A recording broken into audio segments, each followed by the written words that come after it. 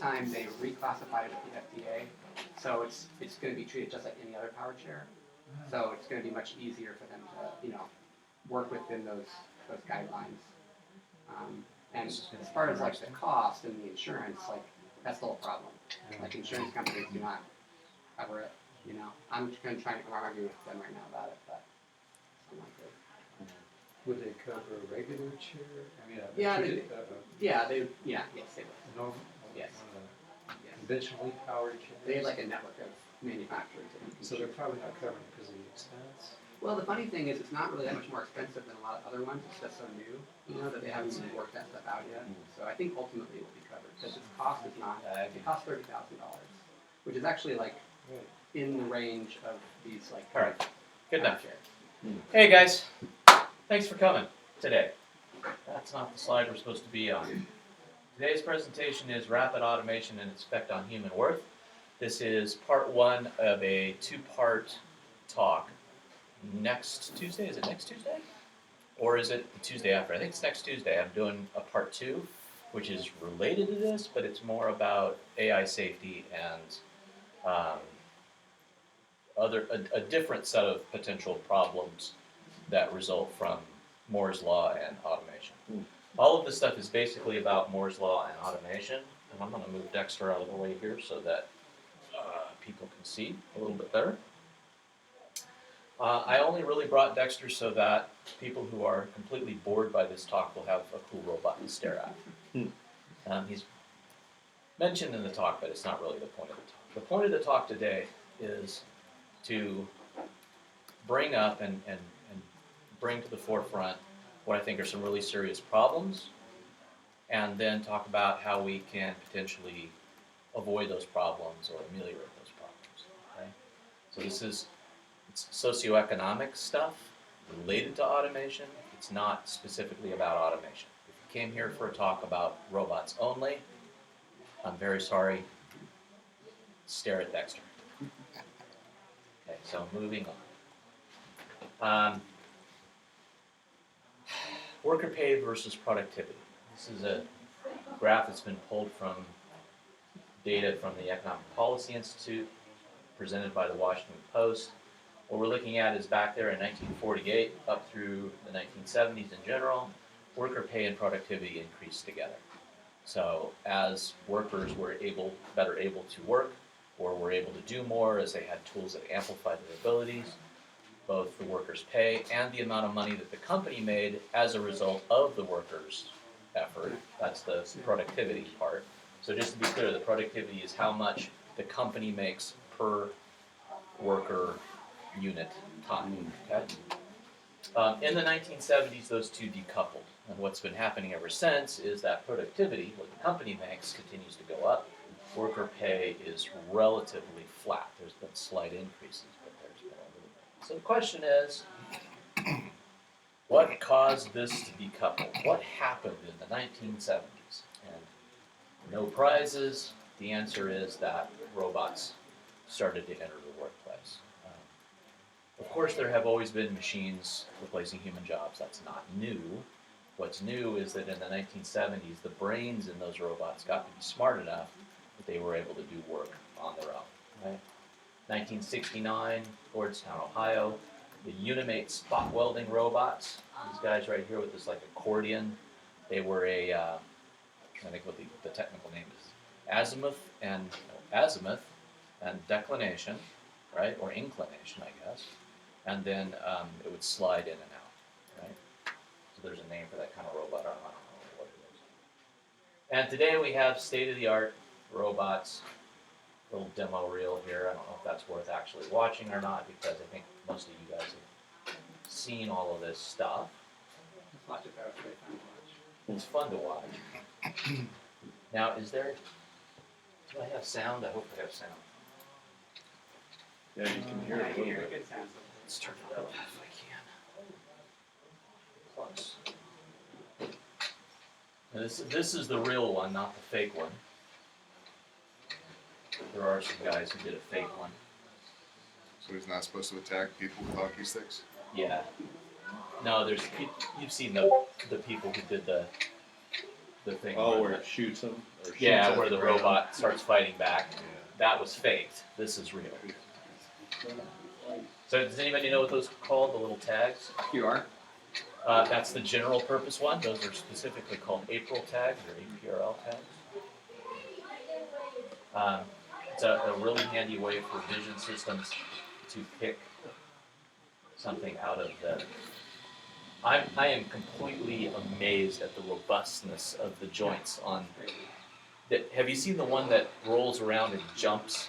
The knees on that robot are so tiny, and yet the gears don't blow out when it comes off the table and lands. I'm totally blown away by this. Right. So this is the state of the art. It's very expensive. It's very capable. It's able to compensate for errors. Humans tend to identify with it. You guys know this probably, but this is something that when I'm giving this talk for other crowds, I have to be very careful to point out that this is not human.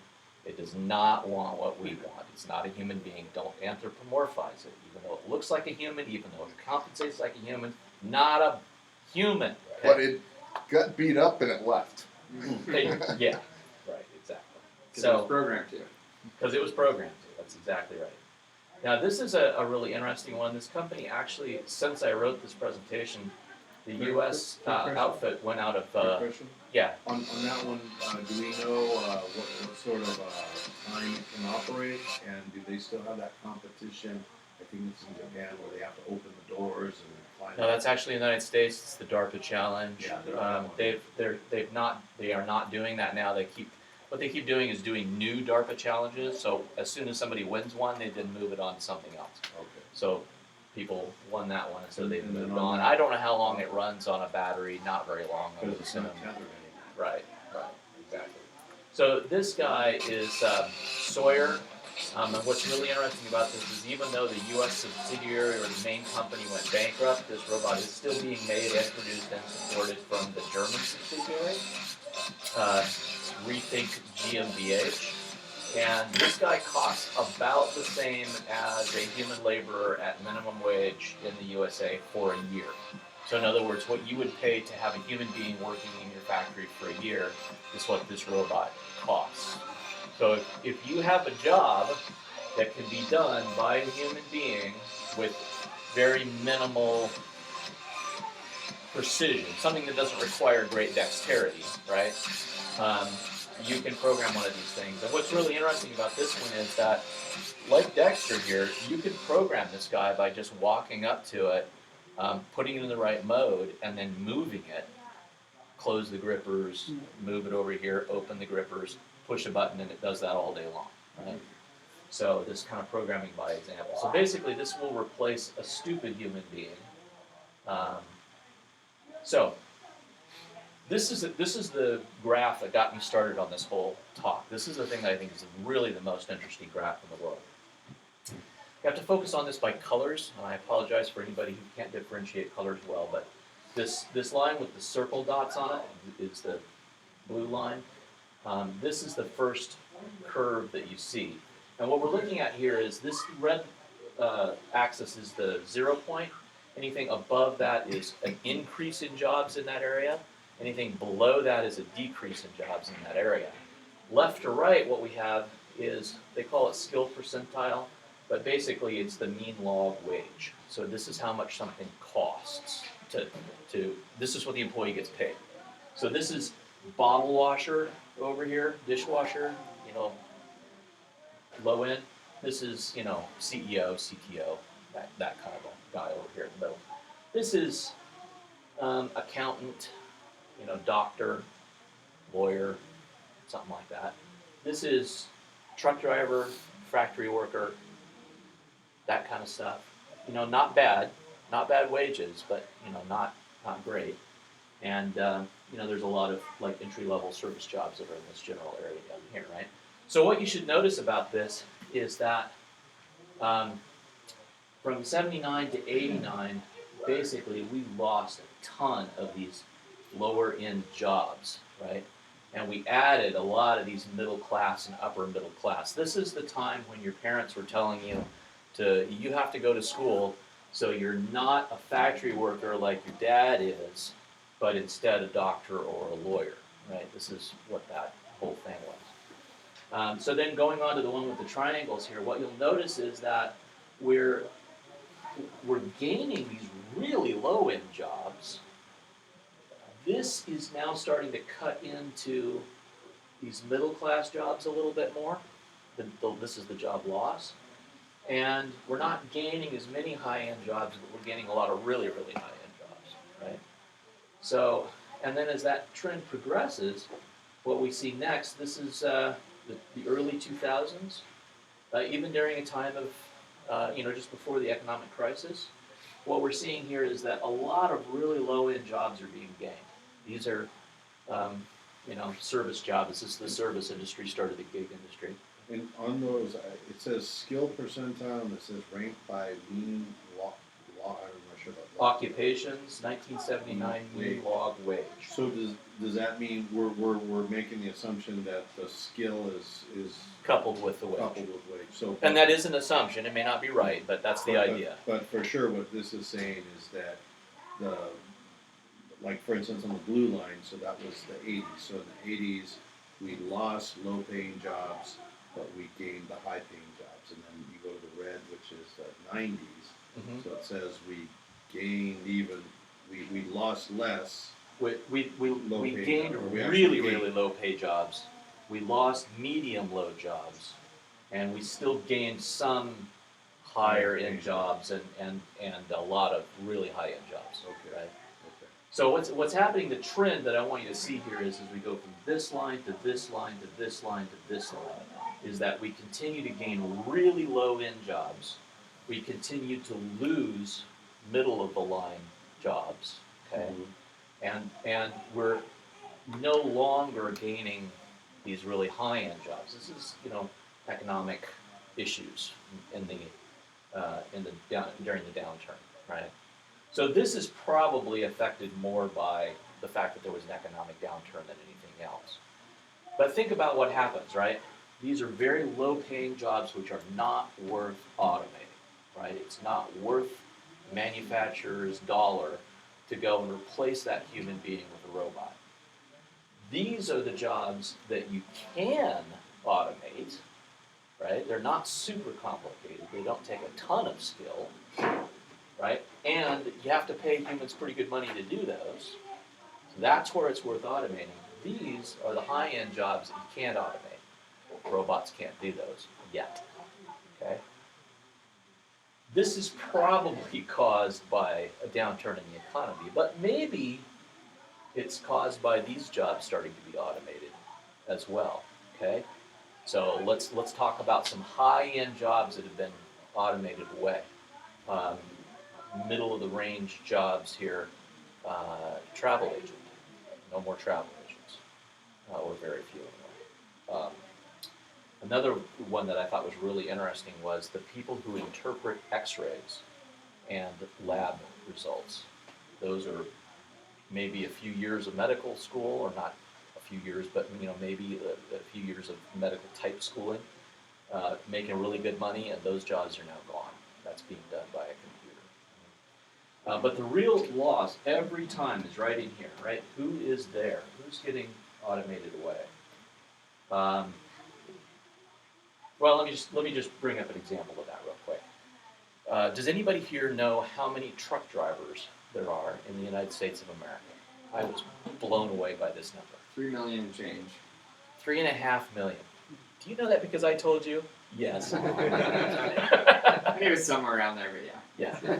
But seriously, if you look it up, it's absolutely amazing. And look at the median wage that a truck driver makes. Long haul truck drivers, on average, make about $75,000 a year. So it's pretty good income, right?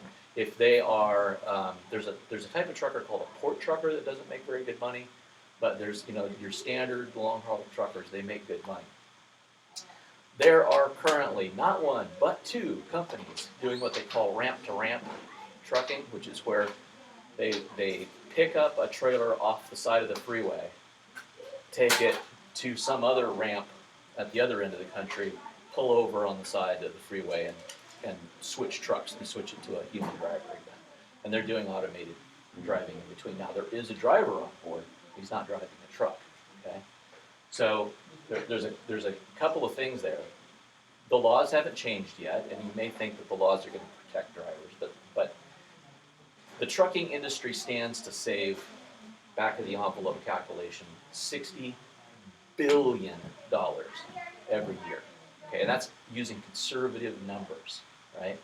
Because those big rigs can only be driven between 8 and 10 hours a day, depending on where they are and what the laws are and all the rest of that kind of stuff, right?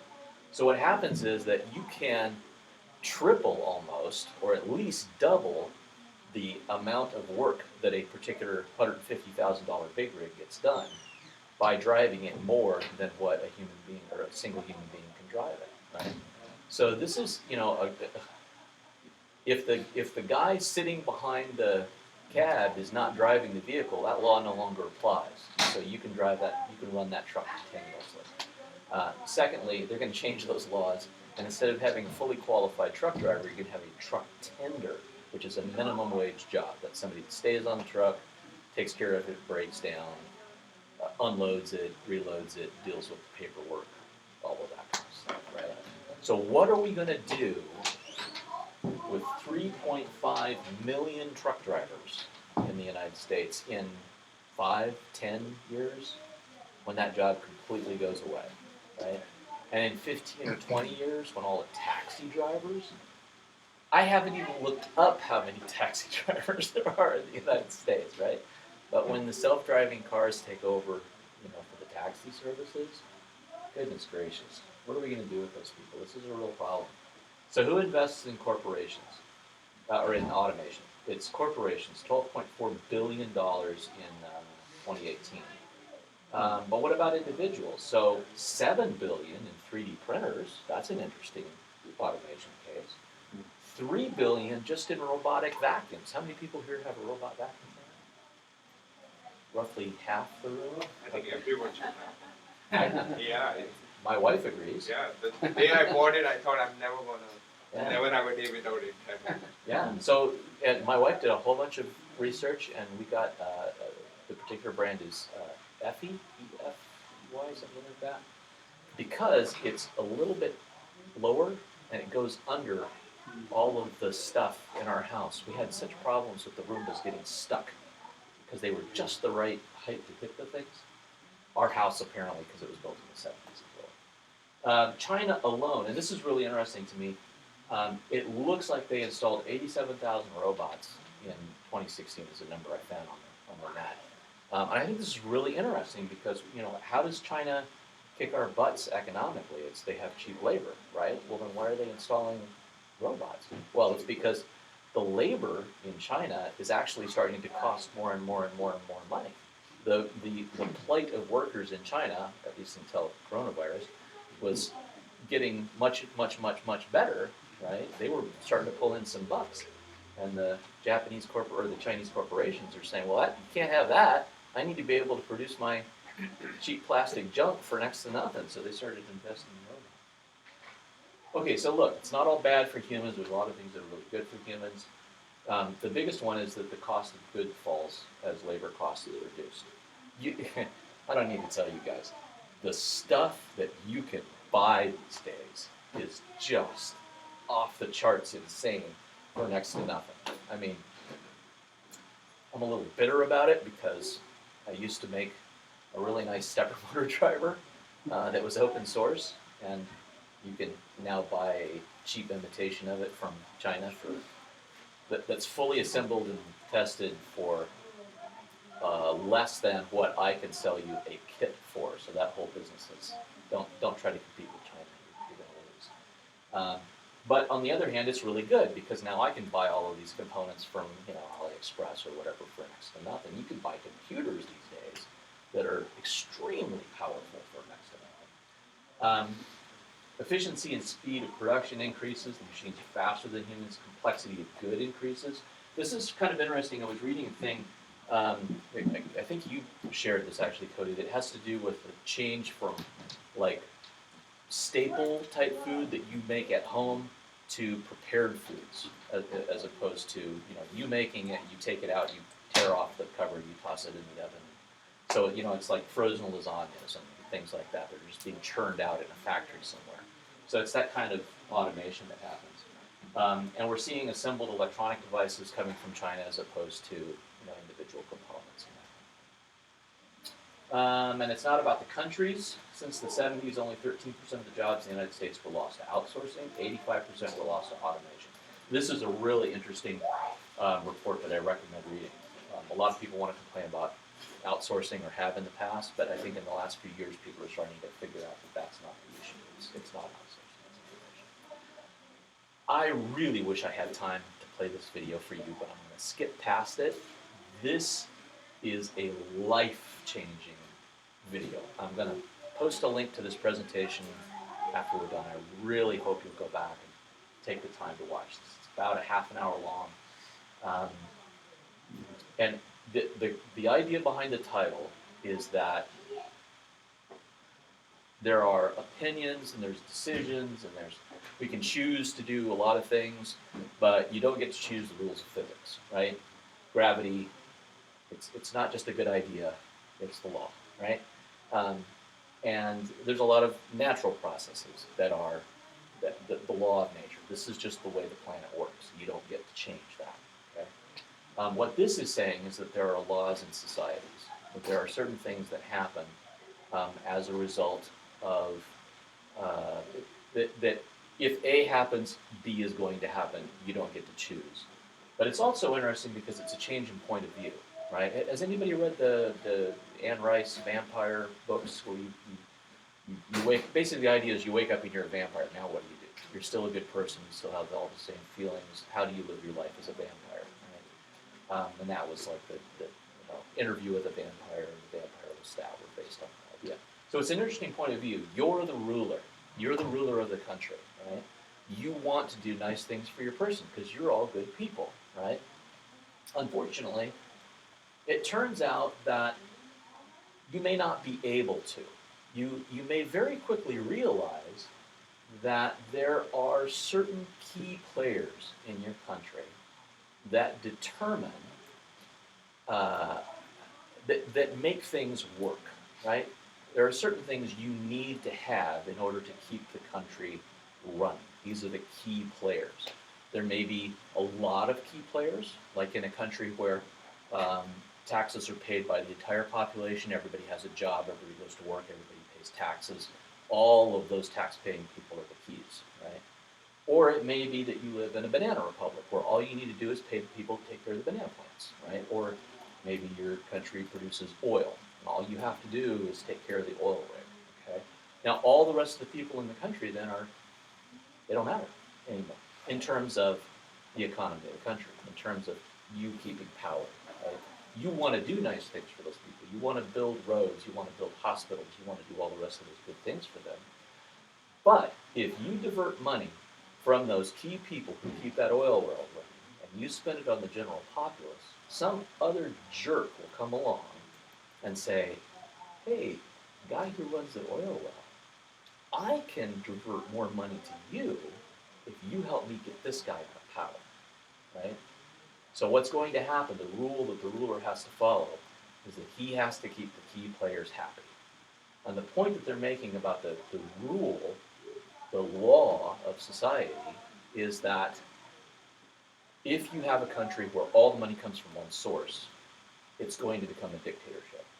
There's no other form of government that will work. It's not the choice of the people. You don't get to be a democracy if that's what is happening in the country. It automatically becomes a dictatorship. Now, if that country transitions into an economy where everybody contributes, it suddenly becomes a democracy. Not because the people were better, not because they're more educated, not because they chose to be a democracy. It became that way because everybody was contributing equally, right? That's the kind of the point of the video. So, oh, well, there's my points that I just read off to you. Did I miss anything? Nope, that was it. Let me skip on ahead then. Okay, so it doesn't have to be all good or bad. We want to avoid black and white thinking. I think this is a huge problem. Right now, everybody is really, it's all one way or it's all the other way. Machines have replaced humans for years, right? This is, since John Henry. Everybody know the story of John Henry? No. Wow, okay. That's one that should be, this should have been in your kindergarten education, the story of John Henry. John Henry was the guy who drove the nails in the railroad, right? And they came along with a steam machine that drove the nails or the spikes into the railroad. And the deal was that it was going to replace his job. He wasn't going to have a job anymore, and nobody was going to do it. And he took on the machine and said, "No, I can pound as many spikes as it can pound." And he won, had a heart attack, and died. And the next day, the machine came along and took up his job, right? So it's the story of John Henry. That's been around since forever. Humans adapt, and education moves us up into the jobs that machines can't do, right? But can you move everybody up? And the key point here is, how long does it take to transition people from these lower-end jobs that are being automated away into these higher professional jobs that are not being automated away? The simple fact of the matter is that at a time where education costs more than it ever has before, most of the people that are being automated away in those middle jobs are going to the lower jobs, to the jobs that aren't worth. That's why we're seeing the gig economy come up, right? Well, I don't know. Maybe in the future, robots will make robots for everybody, right? And there's been some precedent for that. It's really interesting. The open source hardware movement, RepRap and Arduino, Raspberry, Farmbot.io, and Icon. This is the hope that I have for the future. So now we've transitioned to the dark part of the presentation. We're going to try to be a little bit more positive. Hey, look at that on my time. Don't know how I managed it. Okay, so how many people here know what a RepRap is? Oh, good. Most of the time I ask that question, like, nobody knows what a RepRap is. Now, what I was interested to hear or to find out was that a lot of people knew what the RepRap project was or had heard of it, but didn't really understand the origins of it or what was happening at that time. There were already machines that did FDM printing, right? But they were $30,000. They were enormously expensive. They were patented. They were protected vociferously. 30 years. For 30 years. Yeah, right. So this company that shall remain nameless, Stratus, had a hammer lock on that whole industry. Now what happened was anybody who tried to go out and make one of those machines just got sued right into the ground, right? And very few people tried because they just knew it wasn't going to work. But then this professor in the UK said, "Hey, what if we did one and just gave it away? What if we just open source it, right? I'm not selling anything. You can't sue me for showing people how to do this." And this is what he did. So I think it's worth taking the time to kind of let him have his little say for a few minutes. We print documents and photos from our computers. This is really old, by the way. Most of us in the developed world effectively run a home printing press and a home photographic lab, courtesy of this technology. Suppose you could plug a 3D printer into your computer. This 3D printer makes solid, strong plastic goods from designs that you've created yourself or that you have downloaded from the web. It's a really old 3D printer. You could make lots of useful stuff that, at the moment, you have to buy. In effect, you would be running your own factory alongside your printing press and your photographic lab. There's nothing new about 3D printers. They have been around for almost 30 years, but all the commercial ones are very expensive. They typically cost about €20,000. This is the RepRap 3D printer working. You can make it yourself, and doing that will only cost you around €500. What's more, following the principles of the free software movement, the designs for the RepRap machine are being distributed to everyone free under the GNU General Public License. GNU. And here is the really clever bit. Those designs include all the plastic parts for the RepRap machine itself. So, if you have a RepRap machine, you can print a new one for a friend. RepRap is thought up by Adrian Boyer at Bath University. I started the RepRap printer by a biomimetic analogy, that is to say, an analogy taking an idea of nature and putting it into engineering. The object in nature that I copied was the phenomenon of symbiosis. In particular, if we look at symbiosis between the insects and the plants, which has been running for 130 million years since the late Jurassic, that is an incredibly successful and stable symbiosis. And we all know how it works.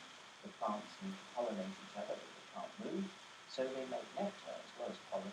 The insects visit the plant to obtain the nectar, and so doing so transfer the pollen to the other plant. The insects get the meal, the plants get to reproduce, everybody's happy. multiplicity benefit of the relationship. The RepRap printer is intended to be exactly the same, with people taking the role of insects and the printer taking the role of the flowers, because the RepRap printer doesn't just copy itself, it also makes useful goods. And those goods are the equivalent of nectar, and that nectar, those goods, rewards the people who assemble the machine, because those people are helping the machine to reproduce just the same way that the insects help the flowers. The RepRap printer works by melting plastic and then building it up into three-dimensional objects, which there is one down to rather like a piece of wire. And that filament is fed into a melt. The machine then scribbles in that melt. The plate then drops down by point until the whole. Is another member of the team. I just love the ability to design something, have it made right there on my desktop, and then realise I've done it wrong, correct it, leave the thing printing, come back in the morning, there it is, perfect, glorious. How many people here have designed something in 3D There are printing? 16 people in the core RepRap team from all over the world, and many Third. others who help informally. The writing of the software and the documentation is done by this collective, as is the design of the electronics and mechanics. Ooh, it's a All the hive software, mind. documentation and designs are published and shared on the web using wikis, blogs and SourceForge. Enabled by the Excels web. is one of the principal people involved in the mechanical design of RepRap. One of the key challenges to designing the printer is to design it in such a way that it can make its own parts. For the first version, if we do a simple part count analysis on the design, we find that it can make about 50% of its own parts. As we develop the second version, which is what we're currently working on, we hope to improve this ratio to bring the number of parts that it can make for itself up. We hope to do this by developing new deposition kits so that we can print in new materials and increase the functionality of the printer. Can we print in anything other In than May plastics these 2008, days? RepRap Really? achieved At the hobby replication level? for the first time. This parent machine made a complete That set hasn't of really parts paid off yet. that were then used to build this I child mean, machine. The child machine there are was some immediately that put to can, work but making grandchild parts. very expensive. The team are now working on version 2 of the RepRap machine.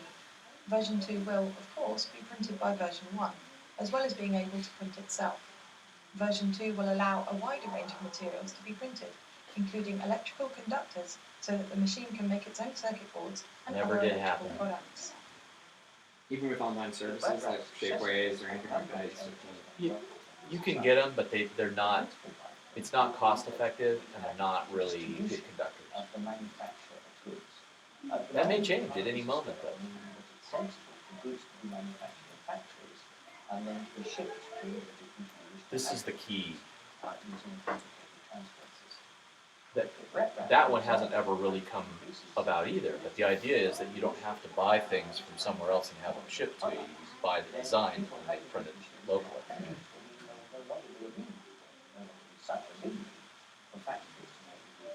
See, this is an interesting video to me because there's all this stuff that he's talking about that's going to happen that hasn't happened, right? Some good things happened. A lot of things that people expected to happen didn't happen, right? It's really hard to see into the future and understand what's actually going to come around and what's not. I see a number of people with laser cutters buying designs and making things. But you don't see like manufacturers saying, oh, you need a part for your washing machine? Well, here's, buy this file and make it. Right, But and you don't why want you not? to do that. Yeah. More RepRaps for more people, so it goes exponentially.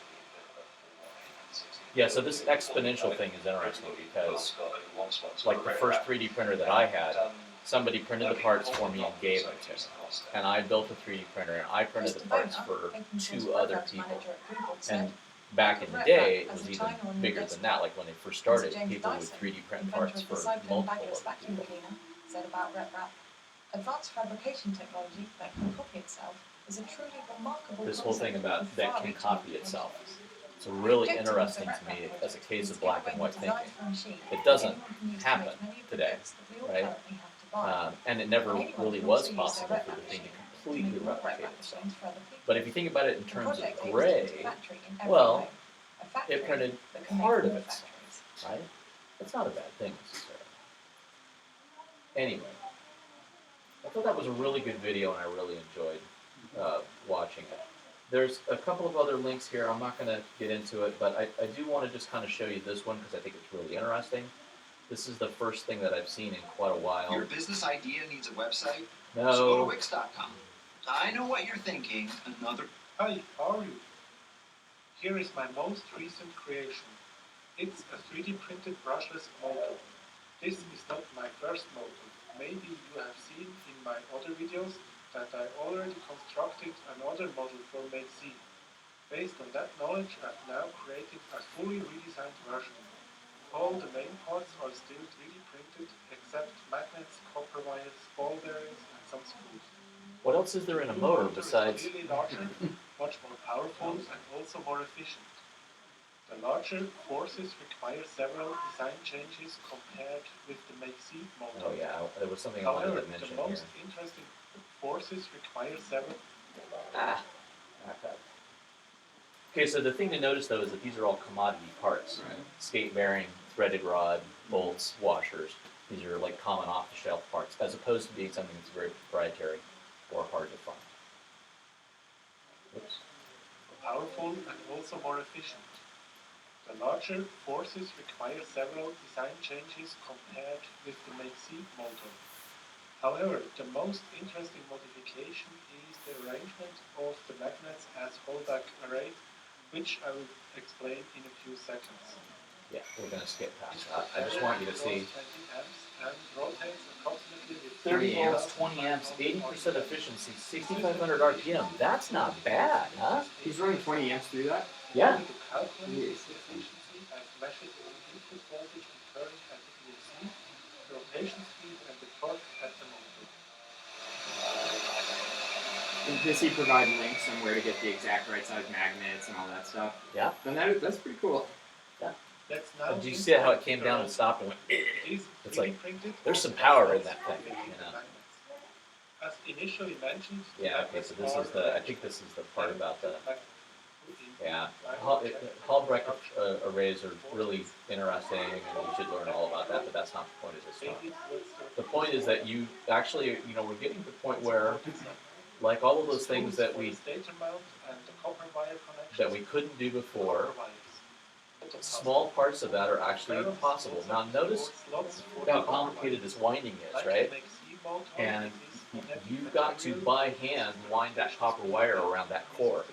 If only somebody had a precision robotic arm that could be programmed to pull the wires through. Where on earth would anybody get an arm like that? It's an enormously difficult job, right, to do that by hand. After winding the first three coils, the scheme becomes obvious. There are variations possible with the number of turns and the wire cross-section. This is where you find somebody who's good at knitting. Regular with diagonal. I think, I don't remember if it's in this video, but there's one of these videos where he blows it up. I'll also use copper wire. Well, anyway, alright, I won't mess with that, but And there will be if you go on the web and you look that up, you'll find one where he tests it to destruction, and it's pretty darn cool. Okay, so this is, how many people have here heard of Farmbot? Multiple? Okay. How am I doing on time? I think I have enough. I'll go ahead and show you the little thing here. It's $2,000. Maybe it'll grow enough food to feed you, possibly. You need 4 by 10 feet outside, not shaded. You need water, electricity, and a computer. It's totally open source. You can build your own if you know what you're doing. And you have to be a vegetarian. So.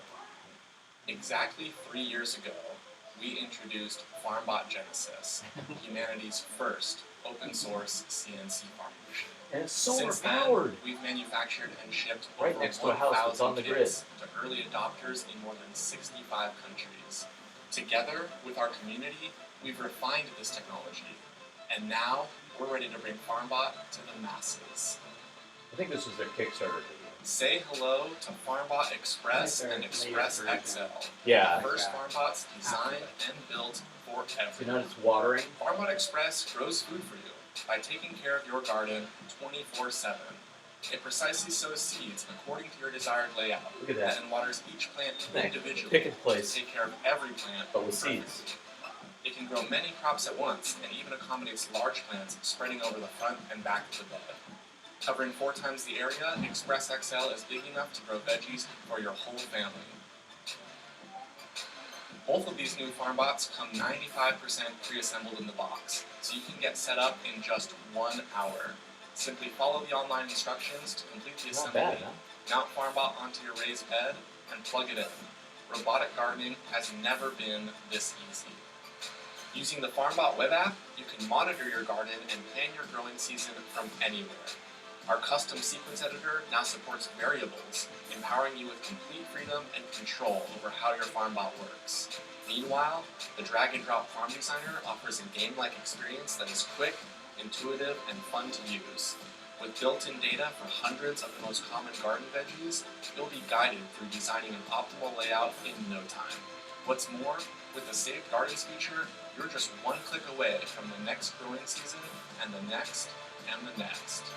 Using the onboard camera and advanced computer vision software, Farmbot can scan your garden multiple times a day, find weeds as soon as they emerge, and then remove them within minutes of being detected.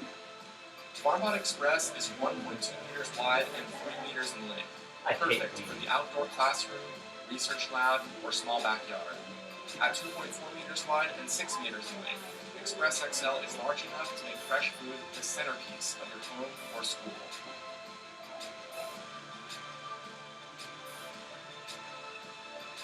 Best of all, both of these devices are by far our most affordable Farmbots ever, and as always, they're 100% open source. All of our documentation, 3D CAD models, software, and data is free for anyone to use for any purpose. That's because we're committed to building not only a technology that can help feed the world, but a community that is empowered to help out as well. So check out our website to learn more and place your pre-order for Farmbot Express and Express XL today. Thank you. I love these guys.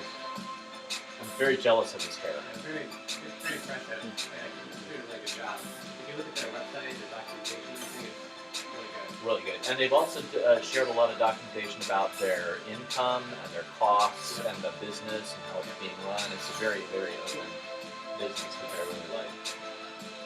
So how many people here are like into gardening or no, wait. How many people have tried gardening and either had success or failure with it? Has anybody tried to grow their own food? Yeah? Alright, okay. So I want to share a couple of things that I've noticed, and I'm curious to see whether or not these are the same thing that you've noticed, okay? First thing that I've noticed is certain plants grow really, really well, and other plants I can't grow to save my life. Is that pretty much everybody has seen that? Okay. And it'll change sometimes. Like 1 year I can't stop growing tomatoes. They just all come out of the ground and they're just like going crazy. And the next year I couldn't grow a tomato to save my life, right? The other thing that I've noticed is that there is just an enormous amount of things that can go wrong, right? You have a beautiful bed filled with cabbage and they're all gorgeous cabbages, and the next day you come through and they're all dead. Every single one of them, because a gopher got underneath there and just ate the heck out of them. Or, 1 minute your lettuce is all there and the next minute a thing of slugs or whatever came through and they're just all gone, right? So this constant need to monitor it, I think they don't focus enough on the advantages that camera gives you, because that ability to go over every day and take a picture of that garden bed. One of the things that really struck me as being valuable for that is if you save those images away, right, and then one day you go out and you notice that, oh, hey, look, my pepper plant is dead, right? Well, what did that pepper plant look like yesterday? What did it look like the day before? When was the first time that I saw any hint that there was something going wrong with that pepper plant? And now, today, are there any other pepper plants that are showing that particular symptom, right? Take this progression of disease, post it to the internet, and say, hey, does anybody know what's going on here? Because a lot of times what happens, if you've ever done this, you go on a forum and say, my pepper plant died, man, what happened to this, right? And they look at it, it's dead, and they go, we don't know. It's like, well, it's dead, but I don't know what killed it, because I don't see anything on it that would indicate that. But when you go back in time, oh, look, it's covered in scale. When it dies, the scale falls off, so you can't tell that anymore. But So what I'm saying is that the data collection aspect of it is really good, and the other thing that feeds into it is machine learning, right? If you have that kind of data, then you can start feeding it into a system and have it start learning that, ooh, hey, I should let people know when this thing changes from that color to that color. There's also a lot of really interesting stuff to do with ALS, alternate lighting sources, where you can use infrared and ultraviolet lights to look at plants. And they show up stress and disease under alternate lighting sources that you don't even see if you just go out and look at the plant. So I think these are overcomplicated, and I think it can be done for less. There's some ideas about that, but we'll get into that a little bit later. So, the key point here is that if we automate the growing of food on a huge scale, big agri goes out and automates, as they are doing, as they already have done. It used to be 75% of the people on the earth grew food, right? Now it's a small fraction of the people on the earth grow food. It's all being done by machines.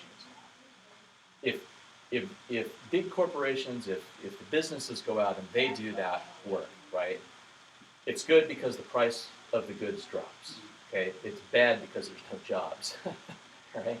If we try to grow food by ourselves, okay, just growing it in a garden, it's very hard to grow enough food in a small space to eat yourself.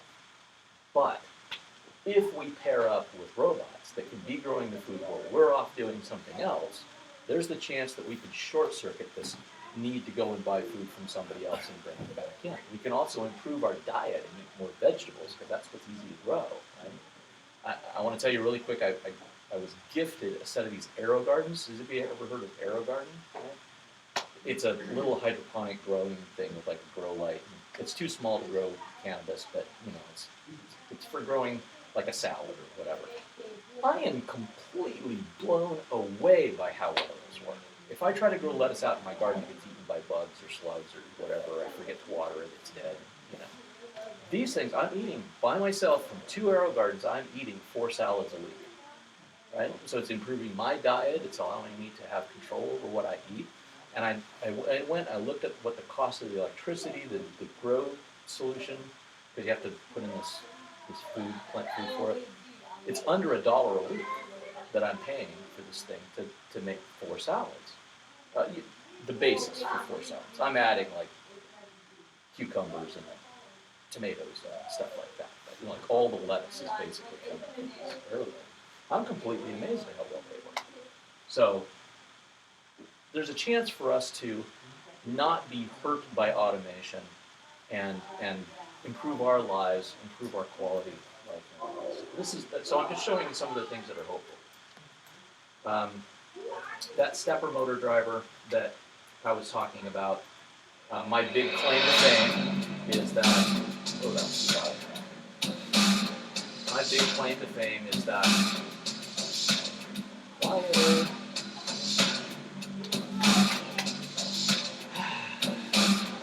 technology lets us down. Always.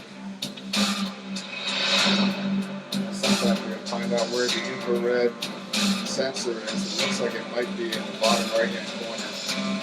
That what it is? But, oh, there you go. Thank you. Thank you, Doug. So the big claim to fame that I have is that both of the companies that are based in the United States that have made 3D printers big enough to print houses have gotten their start by buying my driver because it was the only one. Thank you. Yep. That means I had 2 customers. It was the only one that was open source and very, very cheap and had the power required to run these huge machines. So what we're doing here is extruding cement. Key point that a lot of people don't realize about this is that these machines are extruding 2 walls, an inner wall and an outer wall. Those are actually the forms for the actual wall. So after those 2 have been extruded, they're not structural at all. Then they put rebar in the space between them, and they put concrete. Concrete is cement with aggregate. This is cement, which is just the soft stuff, right? In between. What's cool about this is that you can print any shape you want. Notice how that column is being printed in there with a turn to it. There's actually a big, I think you'll see it later in the video, a big hot tub that's being printed. The cabinetry is all being printed. The first structure that he printed was like a Disney castle. So it was all, round shapes and spires and that whole thing. So this is another example where, guys like us, we could potentially build a robot like this that, 3D prints houses. And then we could take the same robot and move it over and use it to tend our gardens. Right? I mean, come on, it can be done.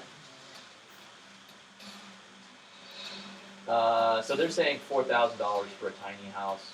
These are not open source. But they're running standard G code. It is literally a 3D printer. This is getting a little bit boring here. Oops. So I'm surprised they don't use like reinforced concrete and then do like diagonals in the walls for strength. So There's that. A hot tub. Yeah, so the problem with that is permitting. It's actually very possible to do exactly what you say and 3D print a house with cement and cross structure and all that kind of stuff. But you can get a permit for forms with a concrete rebar wall. You can't get a permit for that yet. right, it has to be. So there's the finished version of all of that 3D printed stuff. Isn't that cool? Yeah. And that hotel is in the Philippines. So this is my friend Andre Rodinko from Total Custom. He was the guy who started it in the United States. Oh, look at this. I'm not going to be able to click that one. Hoisted on his own petard. Oh, come on, really? All right, well, we're close enough to the end that I don't want to mess with it. If you get a chance to go see the castle video, it's really cool. So, Pennington Dynamics, Dexter Robot, another great example of an open source project that can potentially make a difference. This is literally the first video they ever made. Oh.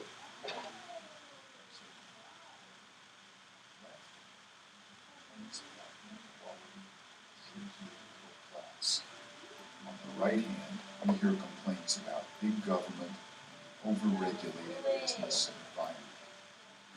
Every policy has its winners and losers because there's scarcity of the things that matter most. The solution is to let everyone own the means of production, the actual factory to make the things you want. So we're creating a versatile robot animated by an FPGA supercomputer whose mission is to give each person a comfortable lifestyle. It's small enough for a desktop, big enough to make human-sized stuff, sophisticated enough to process complex tasks. You can't print tricycles yet. To keep energy usage low.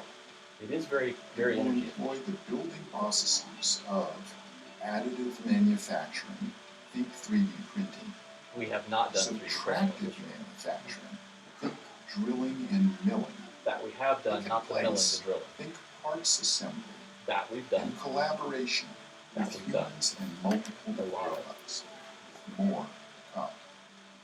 An automatic tool changer lets multiple process jobs proceed without intervention. Complex to be sure, but our resourceful software will teach you how to design and run jobs that make what you want. Software and hardware designs are open source. The community we're building shares creativity from all so that each can take advantage. It really is open of source. wisdom. Fully, all the We files. keep costs low by using our robot to build more copies of itself so that ultimately anyone We're working on that will one. be able to afford one. A little bit of that. This is a big task, but we've already got the core pieces in place. We have a precise 5-axis robot named Dexter that can bring a wide variety of tools to the job, and a help-infused JavaScript development environment so that you can write the instructions to make almost anything. What's missing is your support and creativity to expand the tool set, design the robot jobs, and your creative ideas to enhance Dexter's community. Join us to solve scarcity for everyone. So the key point really behind this presentation is just the idea that there are a lot of these kind of open source projects that would benefit from your help. You can make a real difference in the world by helping to develop 3D printers, but in some other area, helping to develop gardening robots, helping to develop, the Dexter robot, helping to develop 3D house printers, helping to, work with all those kind of different things. So just one example is, Dylan, you want to say a couple of words about the... Yeah, I think most of you guys know I've been working on projects with an open source power chair for the last few years. Done several conversions. I think one of the problems that I kind of have, like, running an open source hardware project